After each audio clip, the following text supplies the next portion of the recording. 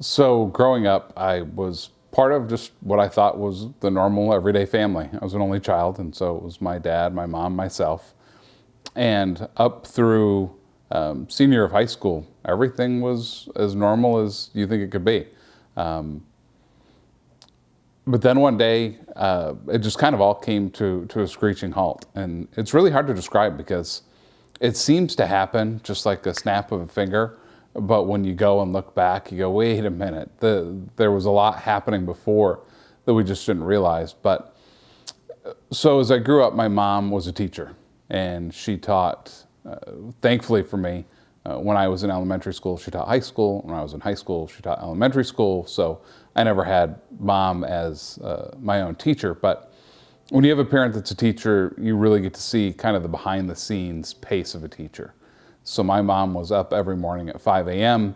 She was grading papers until 10, 11 at night. She was laminating. She was always working. She ran the school plays for the elementary school. And then one day she just couldn't get out of bed. Something had completely gone off that she could no longer function. And it was really difficult because when you're in a family that's very active and everything seems normal and great and you just don't expect it. You have no idea that it's even coming.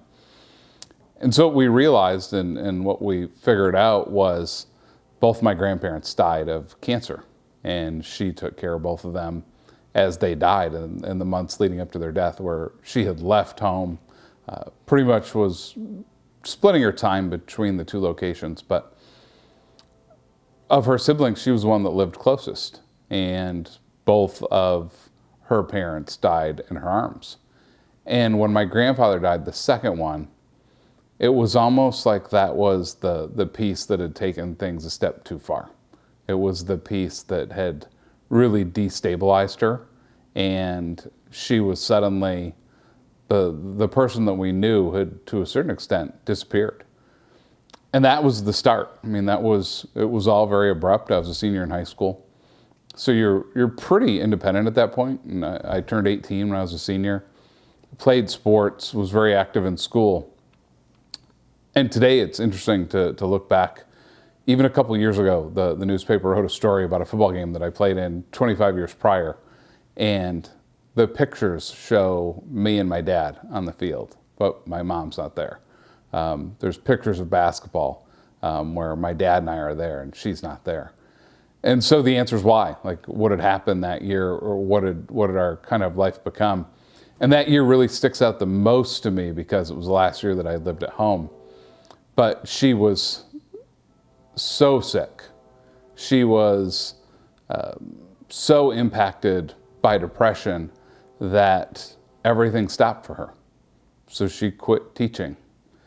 During that year when it begins, you really don't know what to expect. And the first thing we saw was she completely cut off her normal routine. She stopped working.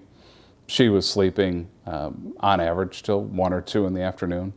If anything bothered her or things weren't right, she would immediately go to sleep. But then we would have to deal with the other side of her issues, which was more of that mania side. And so she could get very wired and aggressive. And suicidal thoughts started that we never even could have possibly thought that she had. The level to which this suddenly comes is a little bit overwhelming because it's nothing that we had ever known before. We didn't even know that this existed in her. It was pretty shocking. You know, at the time when you look back, you go, yeah, I guess there were some times where she would have her highs and lows. There would be times where you go, oh yeah, she was just really extremely high that day, or wow, yeah, she was sad. But you figured those were just life's emotions, right? That people deal with them, they come, they go, there's not a problem. We all have our highs and lows, right? We almost kind of took them for granted. So when you look back, maybe there were some signs there that we missed, that we were just oblivious to, that we didn't know that this was a mental health issue. But that year became very difficult because now you have to start trying to seek help. So what do? You go and see psychiatrists. There's hospitalizations in mental health clinics. There are more extensive hospitalizations at state hospitals and facilities. You know, we had other people through our lives that, if someone gets cancer, they let you know, right? So-and-so has cancer. Isn't that sad? And everyone feels terrible. And everyone's trying to figure out, what do you do? How do you help that person? And we're going to bring them meals, and we're going to put together a fundraiser, and we're going to try to do everything that can help. And the community and families rally around it. Well, mental health in 1992 definitely wasn't like that. We were not taking a microphone and announcing to the world, hey, did you know that mom here is manic depressive and is suffering from some really significant issues? You didn't want to say anything. You didn't want to talk about it. You were so worried, how would people react? What would they say? Would people judge you? Would they judge her? I remember my dad thinking, gosh, do they think we did something to her? I'm her son. Is something wrong with me? Are people going to look at me and go, oh my gosh, that family's crazy? So you really kind of just deal with it yourself. You keep it pretty quiet. If someone's in a state hospital, you're not excited to go out and tell relatives and family and friends, hey, she's not at senior night tonight because she's hospitalized and they're trying to figure out what's wrong and they're trying to help her. I was always frustrated because okay, we're going to try this combination of drugs. Great, well that didn't work, guys. And they'd say, oh, sorry, so we'll try this one. They just didn't know. And thankfully, through the last 30 years of research, things have gotten better. They've learned a lot more about the various conditions. They've learned which medicines work. So many more medicines have come on the market. And I think we all see it all the time. You're sitting at home just enjoying yourself and the TV's on and it says, do you have feelings of dread? Or are you feeling depression? This medicine, new from whatever company, you should try this. It gets a little bit annoying, but when you're faced with those things, those new drugs and the research and things that happen are sometimes life changers. If you can find the right care, the right medical combination, the right drug therapy, the right counselor, the right counseling, you can really treat the illness just like you would any other kind of condition. But it's difficult because there are no black and white answers. Every single case is unique. And I'll tell you, the first 10 years, and you talk about it in those terms, the first 10 years were really difficult. The first 10 years had a lot of ups and downs. Those first 10 years, we to a certain extent lost the person that we loved most because she was a shell of herself. Her weight fluctuated. Her emotions fluctuated. She herself was frustrated.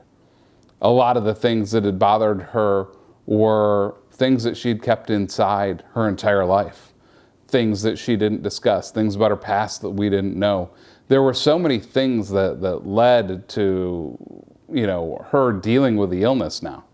And now you have an illness, like I said, it's not a broken arm. It doesn't heal in 8 weeks. It never heals. It's something that you have to manage your entire life. It's difficult, right? She has siblings, but I'm away. I'm at school. I'm in a different town. Her siblings are in different places. How do you care for that person now? How do you take care of them? And it's difficult because you have to work hard to recognize their independence, that they have to seek out the treatment that they need, that they have to be comfortable. Because if I'm living somewhere else, I'm not taking anyone to appointments. It was really a giant leap of faith that my mom was going to have to take responsibility for her health, but we knew that we would always have a role in seeing how she's doing, figuring out what state she's in, understanding when she needs help. And so honestly now, we're going on about year 30 of taking care of my mom. The last 10 years have been actually really good. What we've learned, there's always hiccups. There's always going to be a time when maybe a certain medicine isn't working as well. Maybe there was a traumatic event. Maybe just the chemicals in her brain are off and not where they were. Sometimes the medicine combinations only work for a short amount of time. Well, that's when we have to decide and figure out, okay, Mom, you need treatment right now. You need hospitalization again. You need to go and get your medicines checked. You have to get, some different combination. You're frustrated with something, you're gonna have to get it out. You're gonna have to talk about it. Could be lifestyle changes from saying, hey Mom, you know what? You're gonna need to lose some weight now and you're gonna have to change your diet. It could be something, how she's spending her time. Does she have too much idle time on her hands? Does she need to get out and volunteer? Does she need to get active in the community? And what's amazing when we talk about something like this, there's no silver bullet. Every single thing, when someone deals with depression at that level and is a manic depressive, you're constantly looking for lifestyle changes or for things that you need to work on in order to find balance, in order to find that zen so that you can function on an everyday basis. And so we can go a couple years and everything's fine and normal. But at the end of the day, there's always going to be another time where something happens or there's an issue and she has to seek that care. And I guess if there's anything I could say, for me as a family member, it's actually, it makes it sound like it's a difficult and challenging thing, and it's not anything you want to wish upon someone. But what I would say is, now imagine being that person. Be my mom. Put yourself in her shoes for just a minute, that your parents both die in your arms. You've had some traumatic life experiences, and suddenly, for whatever reason that you can't control, the chemicals in your brain are not operating correctly. And you can no longer work. And you can't get out of bed. And the people around you don't fully understand. And they're frustrated. And the doctors are guessing on what treatment to do. They're guessing which drugs to use. And then you get divorced and now you're alone because your child is gone and out of the house, and you move to an apartment and you're there every day alone with your thoughts, with this depression which impacts you to this level. When you kind of compare what we deal with as a family member compared to the family member themselves, it's can't even be described, can't even be compared. So in everything that I've said, imagine what this person has to do every single day to overcome the disease, to be strong enough to go and say, I need help. To understand that sometimes they may not even realize they need help, and you as a child say, hey mom, things aren't good right now. We have to get you treatment. And you take that ability to listen and say, you're right, I'll do it. I just want you to think about it from the perspective of the person who's afflicted by this, because I think so often we think about ourselves and how, my mom wasn't there for this, or, I've, really been taking care of her for a long time, or I have to worry about her care. All those things are pretty mild compared to being the person who has to deal with this on a daily basis. So to a great extent, I admire my mom beyond all belief, because a lot of people really struggle with this disease. They can't find balance and zen. They maybe stop fighting. They don't care. And what I've always said is, sometimes someone looks at a person like that and goes, wow, they're just weak. They're not strong in mind, or they can't do it. And I say, no, it's actually the opposite. If you actually think about that person that's dealing with that much and has gone through that much, and they're fighting every single day to stay healthy, to keep their sanity, to keep themselves busy, to find the will to live in some cases, to find really great meaning out of life and why they need to be around. It's not weakness. It's actually incredible strength. And, I think we just have to recognize sometimes what people are dealing with, and instead of maybe looking at the negatives, really look and say, you know what? It's incredible what they're doing every single day, and they should be commended for fighting this fight.